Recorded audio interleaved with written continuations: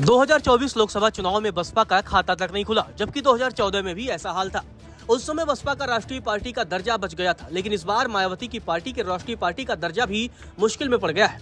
गौरतलब है 1997 में बसपा को राष्ट्रीय पार्टी के तौर पर मान्यता मिली थी। जल्द ही चुनाव आयोग समीक्षा प्रक्रिया भी शुरू करेगा। आपको बता दें, चुनाव चिन्ह, आरक्षण और आवंटन आदेश 1968 के मुताबिक राष्ट्रीय पार्टियों के पास आम चुनाव में 4 या अधिक राज्यों में कुल वैध वोटों का कम से कम 6% और कम से कम 4 सांसद होने चाहिए। राष्ट्रीय पार्टी के पास लोकसभा में कम से कम 2% सीटें होनी चाहिए, जो कम से कम 3 राज्यों में हो या वह कम से कम 4 राज्यों में एक मान्यता प्राप्त राज्य पार्टी हो। गौरतलब है 2024 लोकसभा चुनाव में बसपा का खाता नहीं खुला और पार्टी को महज 2.04% ही वोट मिले।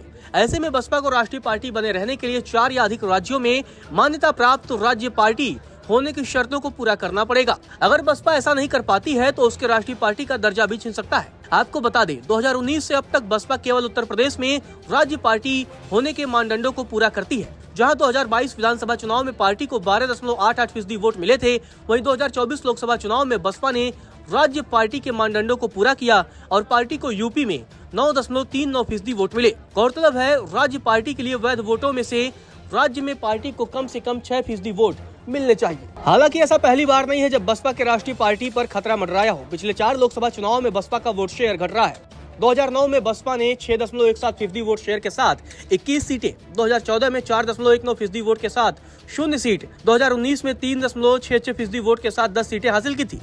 2014 और 2019 में बसपा ने किसी तरह राष्ट्रीय पार्टी का दर्जा तो बचा लिया था, लेकिन इस बार बसपा मुश्किलों में फंसती हुई नजर आ रही है।